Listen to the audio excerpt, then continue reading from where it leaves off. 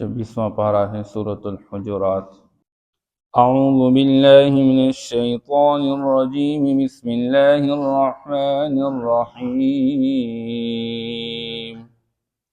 یا ایہا الذین آمنوا لا تقدموا بین یدی اللہ ورسولہ واتقوا اللہ، ان اللہ سمیع علیم۔ صدق اللہ العظیم۔ یہ سورۃ الحجرات ہے اور یہ سورت مدینہ منورہ کے اندر نازل ہوئی، اور یہاں پر قرآن مجید میں جو ابھی یہ سورت درج ہے یہ سورۃ الفتح کے بعد ہے، لیکن یہ سورت جب نازل ہوئی تھی تو یہ سورۃ المجادلہ کے بعد نازل ہوئی تھی، نزلت بعد المجادلہ۔ اس لیے قرآن میں پہلے بھی بتا چکا ہوں کہ اس کا آپس میں ایک ربط ہے۔ قرآن کو قرآن اس لیے بھی کہتے ہیں کہ اس کے تمام مضامین آپس میں جڑے ہوئے ہیں۔ اس سے پہلے سورۃ محمد، اس کے بعد سورۃ الفتح، اور اس کے بعد ہے سورۃ الحجرات۔ محمد صلی اللہ علیہ وسلم کی اطاعت کرنے کی وجہ سے اللہ نے آپ کو فتح نصیب فرما دی، اور جب اللہ نے آپ کو فتح نصیب فرمائی تو دین اسلام حجرات سے نکل کے پورے عالم کے اندر پھیل گیا۔ یہ اس کا اسمی ربط ہے۔ حجرات یہ حجرہ کی جمع ہے۔ آپ صلی اللہ تعالی علیہ وسلم کے جو گھر ہیں ان کو حجرات سے تعبیر کیا ہے، سورت کے اندر اس کا تذکرہ موجود ہے، اس لیے اس کا نام بھی سورۃ الحجرات ہے۔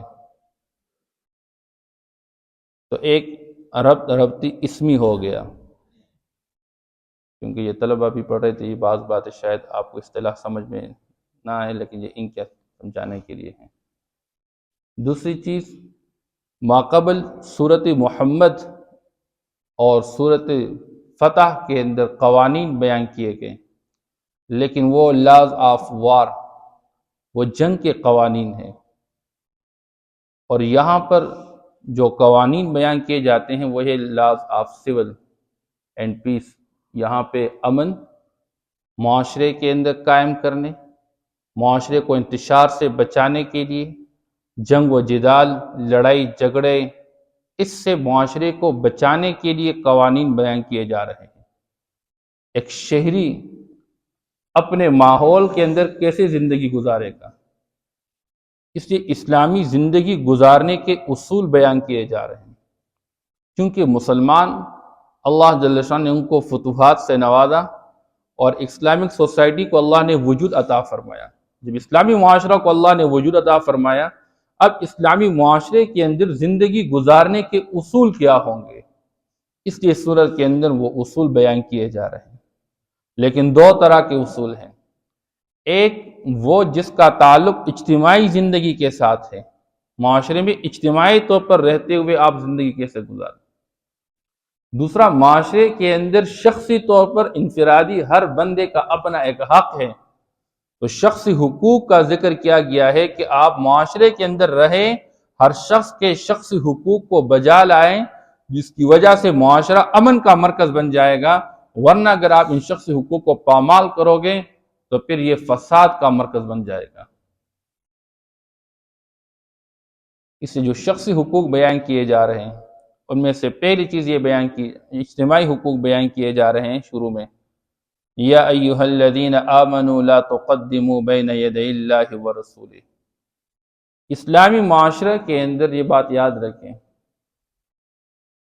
زندگی گزارنے کے حوالے سے وہ زندگی کا کوئی لمحہ ہو، اس کے لیے اصول اور ترتیب ایک تو انسانی عقل کے موافق، دوسرا انسانی عقل جہاں پہ ختم ہو جائے وہاں سے انسان کو بنانے والے اللہ نے کچھ تعلیمات بھیجی ہوئی ہیں، ان تعلیمات کی روشنی میں اپنی زندگی بنانا، یہ اس معاشرے کا سب سے بڑھ کر معیار ہے۔ اس لیے اللہ فرما رہے ہیں، اے ایمان والوں، پہلی بات یاد رکھو معاشرے کے اندر اجتماعی زندگی کو بہتر بنانے کے لیے پہلا اصول یہ ہے کہ اپنی شخصی آراء کو ایک بہت بڑی رائے کے تابع بنا دو، اور سب سے بڑھ کر اچھی رائے زندگی گزارنے کے حوالے سے وہ اللہ اس کی رسول کی بیان کردہ ہے۔ اور جب معاشرے میں لوگ اللہ اس کے رسول کی جو رائے اور ترتیبی زندگی کو چھوڑ کے اپنی شخصی رائے کو استعمال کریں گے اور دنیا والوں کو دیکھ کر اپنی زندگی بنائیں گے، یہ معاشرہ فساد کا شکار ہوگا۔ کوئی کہے گا ہمارا والا رواج اچھا ہے، کوئی دوسرا کہے گا ہمارا والا، اس لیے اللہ اس کے رسول سے زندگی میں کبھی آگے نہ بڑھو، اور اللہ اس کی رسول کی جو بیان کردہ تعلیمات ہیں وہ آپ کی عقل سے بھی برتر ہیں۔ اس کے بعض اوقات بعض احکامی زندگی آپ کی سمجھ میں آئے یا نہ آئے، آپ کا منشا یہ ہونا چاہیے کہ بس میرے اللہ اس کے رسول نے جو فرمایا وہ حق اور سچ ہے، بس میں نے اس طرح اپنی زندگی بنانی ہے۔ آسان مثال لیتا ہوں، ہم گھر میں شادی کا موقع آیا، اب شادی کیسے کریں؟ ہو جی فلاں فیملی کے اندر شادی ہوئی تو انہوں نے یہ کیا تھا، فلاں ملک کے اندر شادی ہوتی ہے تو وہ یوں رواج اپناتے ہیں، ہم نے یوں کرنا ہے یوں کرنا ہے۔ یہ سب کچھ انسان کو پریشان کرنے والی چیزیں ہیں۔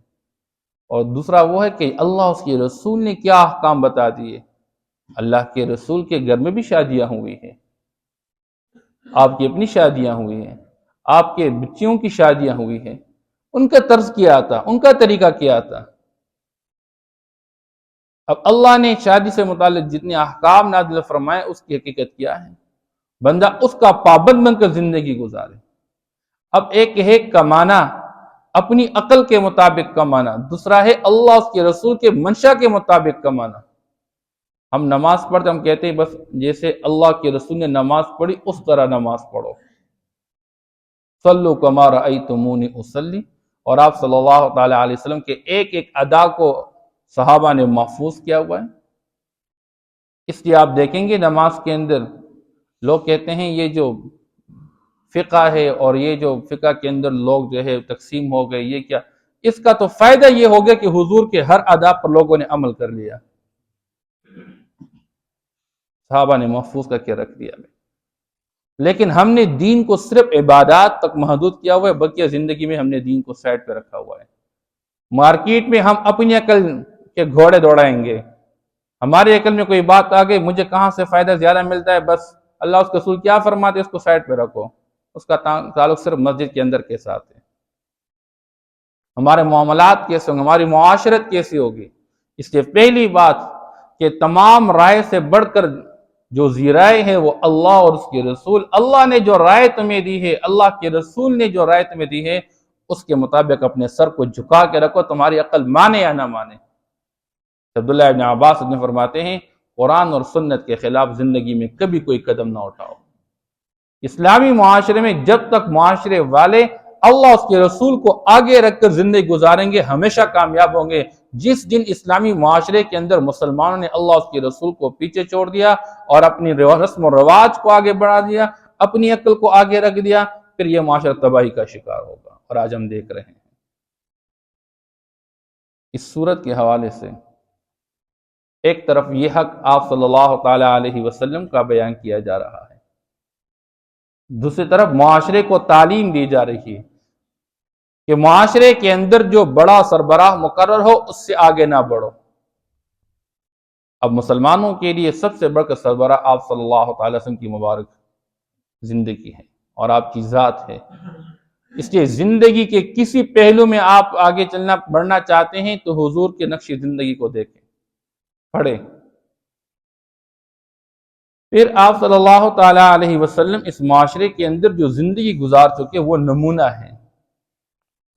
اب ان آیات مبارکہ کے حوالے سے مفسرین لکھتے ہیں بنو تمیم ایک قبیلہ تھا، آپ صلی اللہ تعالی علیہ وسلم کی خدمت میں حاضر ہو گئے، کیونکہ جب بھی کوئی قبیلہ آیا اور آپ صلی اللہ تعالی علیہ وسلم کے سامنے پیش ہو گیا اور وہ اسلام قبول کر چکے تو اسلام کا مزاج یہ ہے کہ معاشرے کو منظم بنانے کے لیے آپ معاشرے کے اندر جو بھی لوگ ہیں ان کا ایک سربراہ مقرر کر لیں، ایک ذمہ دار مقرر کر لیں جس پر سب کا اتفاق اور سب کو لے کر چلنے والا ہو۔ اس لیے یہ وہ بنیادی اصول بیان کیے جا رہے ہیں جس سے اسلامی معاشرہ منظم ہوتا ہے، اور منظم ہونے کے ساتھ ساتھ ہر قسم کے انتشار سے بچ سکتا ہے۔ یہ وہ اصول ہے۔ اس سے بعض اوقات گھر کا سربراہ ہوگا، بعض اوقات تعلیمی میدان کے اندر ایک سربراہ ہوگا، بعض اوقات مارکیٹ میں ایک سربراہ ہوگا، محلے میں ایک سربراہ ہوگا۔ اب تو معاشرے کے اندر ہر بندہ اپنے آپ کو ذی رائے سمجھتا ہے، دوسرے کے رائے کو سننے کے لیے بھی تیار نہیں، اور عمل کرنے کے تو دور کی بات ہے۔ اسے دوسرے کو سربراہ ماننا ہمارے لیے آج مشکل ہو گیا ہے۔ آپ صلی اللہ تعالی علیہ وسلم تشریف فرماتے ہیں، بنو تمیم قبیلہ کے لوگ آ گئے، حضور پاک صلی اللہ تعالی علیہ وسلم ان کے لیے ایک ذمہ دار مقرر کرنا چاہ رہے تھے۔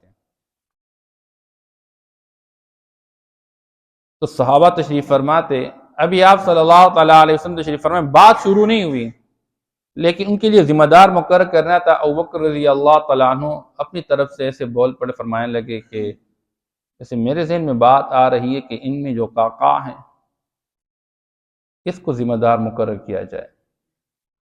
عمر نے فرمانے لگے کہ میرے ذہن میں جو بات آ رہی ہے حضرت اقرا ان میں سے ہے، یہ اقرا ان کے لیے ذمہ دار مقرر کیا جائے۔ اب حضور پاک صلی اللہ تعالی علیہ وسلم تشریف فرمائیں، ان حضرات کی گفتگو شروع ہو گئی آپس میں، اور گفتگو آپس میں چلتے آواز تھوڑی سی اونچی ہو گئی۔ اب قیامت تک آنے والے انسانوں کے لیے ان صحابہ کی برکت سے اللہ جل شان نے قرآن کو نازل فرما کے طریقے زندگی عطا فرما دی۔ فرمایا یا ایھا الذین آمنوا لا تقدموا بین یدی اللہ ورسولہ، اے ایمان والو اللہ اس کے رسول سے آگے نہ بڑھو۔ آپ کے درمیان پیغمبر موجود ہے۔ اب جب آپ صلی اللہ تعالی علیہ وسلم تشریف فرما ہے تو جب تک مجلس میں بڑا بات شروع نہ کر لے تو چھوٹے کو بات نہیں کرنی چاہیے۔ اچھی بات یہ تھی کہ آپ انتظار کر لیتے، حضور پاک صلی اللہ تعالی علیہ وسلم گفتگو شروع فرماتے اور پوچھ لیتے کہ بھائی کس کو ذمہ دار مقرر کیا، تو آپ اس وقت گفتگو شروع کر دیتے۔ یہ ایک ادب بیان کیا گیا۔ اس لیے معاشرے میں بندہ بیٹا ہے اور سمجھتا ہے کہ یہ میرا بڑا ہے، والد صاحب کے ساتھ بچے بیٹھے ہوئے، جب تک والد صاحب بات شروع نہ کریں بچوں کو بات شروع نہیں کرنی چاہیے۔ ایک استاد کے سامنے شاگرد بیٹھے ہوئے، جب تک استاد بات شروع نہ کرے تو شاگرد کو بات شروع نہیں کرنی چاہیے۔ یہ آداب ہے۔ ایک شیخ ہے، اس کے ذریعے تربیت بہت سارے لوگ مرید ہوا کرتے ہیں، جب تک شیخ بات شروع نہ کر لے تو نیچے والے لوگوں کو بات نہیں کرنی چاہیے۔ بہرحال یہ ایک ادب بیان کیا گیا، لا تقدموا بین یدی اللہ ورسولہ، آگے نہ بڑھو، چاہے وہ اقوال میں ہو چاہے وہ افعال میں ہو۔ ہم دسترخوان پر بیٹھتے ہیں، جب تک کسی دسترخوان پر ایک بڑا بیٹا ہو وہ شروع نہ کر لے تو دوسرے لوگ کو شروع نہیں کرنی چاہیے۔ چل رہے ہیں، بڑا آگے چلے چھوٹا پیچھے چلے، والدین سے آگے چل کے، یہ آداب کے خلاف ہے۔ والد صاحب آگے ہو، بیٹا پیچھے ہو۔ آج تربیت نہ ہونے کی وجہ سے بیٹا باپ سے بہت آگے چلا گیا۔ معاشرہ یوں چل رہا ہے گویا کہ یہ بیٹا باپ ہے اور باپ بیٹا ہے۔ گھر کے اندر کی زندگی ماں اور بیٹی کی یہ بن گئی ہے گویا کہ بیٹی نے ماں کو جنا ہوا ہے۔ یہ حالاتی زندگی ہے۔ اس لیے قرآن کے ساتھ جڑ کے اپنی زندگی کو سیکھنا، تو آگے نہ بڑھے کسی کام کے اندر، چاہے وہ گفتگو میں ہو چاہے دوسرے کام کے اندر ہو۔ لا تقدموا بین یدی اللہ ورسولہ واتقوا اللہ۔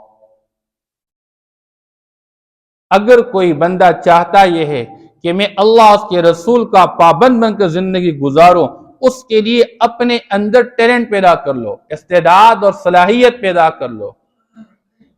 آپ کی عقل، آپ کا دل، آپ کا دماغ، آپ کی اعضاء، یہ اللہ اس کے رسول کے پابند تب بنیں گے جب آپ اپنے اندر استعداد اور صلاحیت پیدا کریں گے، اور وہ کیا ہے؟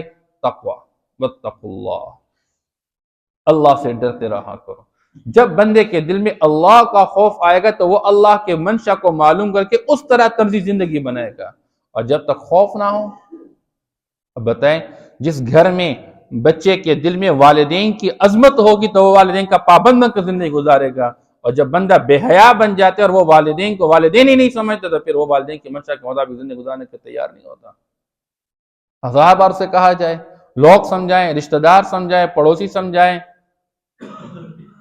بات نہیں۔ آج مسلمان جب اللہ کے منشا کو اپنانے کے لیے تیار نہیں ہے اور اپنی ذاتی زندگی کو اپنی ذاتی عقل کے مطابق استعمال کر رہا ہے اور اپنی منشا کے مطابق، اس کی سب سے بڑی وجہ ہے کہ دل تقوی سے خالی ہو گئے۔ واتقوا اللہ، حالانکہ تقوی کتنی بڑی چیز ہے۔ اللہ جل شان نے قرآن پاک کے اندر بیان فرمایا، وَلَوْ أَنَّ أَهْلَ الْقُرَىٰ آمَنُوا وَاتَّقَوْا لَفَتَحْنَا عَلَيْهِمْ بَرَكَاتٍ۔ اگر معاشرے والے یہ لوگ ایمان لے آئے اور اس کے بعد اپنے دلوں کے اندر تقوی پیدا کر لے، اللہ کا خوف پیدا کر لے، اور اللہ کے خوف کا اثر یہ ہوگا کہ تمام اللہ کے اوامر کو بجا لائے، اللہ کے منع کردہ چیزوں سے اپنے آپ کو بچا کے رکھے۔ اللہ فرماتے ہیں قسم ہے ہم ان کے اوپر زمین اور آسمان کے برکات کے دروازے کھول دیں گے۔ اور یہ چیز آج ہم دیکھ رہے ہیں، معاشرے کے اندر چیز موجود ہے لیکن ہمیں میسر نہیں ہے۔ بلکہ قرآن تو یہاں تک کہتا ہے وَمَن يَتَّقِ اللَّهَ يَجْعَل لَّهُ مَخْرَجًا۔ معاشرے میں شخصی طور پر ایک ذاتی طور پر ایک بندہ مسائل کا شکار ہو کے بند گلی کے اندر پھنس گیا ہے، یا من حیث القوم پوری قوم ایک بند گلی کے اندر پھنس گئی ہے، ان کے نکلنے کا راستہ اللہ نے تقوی کا بنیاد طور پر ذریعہ بنایا۔ اگر یہ معاشرے والے تقوی پر آئیں گے، اللہ فرماتے ہیں ہم ان کے لیے نکلنے کا راستہ دیں گے۔ اجعل له مخرجا ويرزقه من حيث لا يحتسب۔ تقوی کا اثر یہ ہوگا کہ معاشرے کے اندر لوگوں کی جتنی ضروریات ہوں گی اور جتنی چاہیے ہوگی، اللہ جل شانہ تمام ضروریات کو وہاں سے پورا فرمائیں گے جہاں سے وہم و گمان نہیں ہوگا۔ یرزقه من حيث لا يحتسب، چاہے وہ ضرورت دنیا کی مادی چیزوں کی ہے یا اور ہے۔ وَيَجْعَلْ لَهُ مِنْ أَمْرِ يُسْرًا، معاشرہ مشکل کے اندر پھنس گیا ہے، مشکلات کو آسان بنانے والا اللہ ہے، اس کے لیے سبب تقوی ہے۔ یہ وہ بنیادی چیزیں ہیں۔ اس لیے صحابہ فرماتے ہیں کہ تقوی ان اللہ یأمر بالعدل والإحسان وإیتاء ذی القربى وینہی عن الفحشاء والمنکر والبغی۔ ہر جمعے کے خطبے میں ہمارے عام طور پر جو خطبہ پڑھا جاتا ہے اس کے اندر ہم سنتے رہتے ہیں کہ اللہ جل شانہ عادل کا آپ کے ذمے جس کا جتنا حق ہے وہ پورا کے پورا ادا کرو۔ اللہ کا حق ہے، خالق کا حق ہے، وہ ادا کرو، مخلوق کا حق ہے وہ ادا کرو۔ والاحسان، احسان یہ کہ آپ کے ذمے جتنا حق ہے وہ بھی ادا کرو، اس سے زائد کوشش کرو جو آپ کے ذمے لازم نہیں ہے۔ جیسا دکاندار اگر کوئی چیز تول کر دے رہے تو ایک یہ ہے کہ کلو کے حساب سے مکمل طور پہ ترازو جو ہے وہ برابر ہو جائے، دونوں پلڑے برابر ہو جائیں، اور دوسرا یہ ہے کہ انہیں تھوڑا سا جھکا کے دے دیں۔ وہ ایتاء ذی القربى، اور خصوصی طور پر معاشرے کے اندر رشتہ دار کا حق اس کو دیا کرے۔ بہن ساتھ ہے میراث میں اس کو حق دیا کرے، پھوپھیاں ہیں ان کو اپنا حق دیا کرے۔ اب معاشرے کے اندر ہمارا حال کیا بن چکا ہے؟ وَيَنْهَى عَنِ الْفَحْشَاءِ وَالْمُنْكَرِ وَالْبَغْيِ، معاشرے کے اندر بے حیائی اور فحاشی اور برائی کے کاموں سے اپنے آپ کو بچا کے رکھے، اور دوسری عاجزی کا مظاہرہ کرے، تکبر سے اپنے آپ کو بچا۔ یہ ہے تقوی۔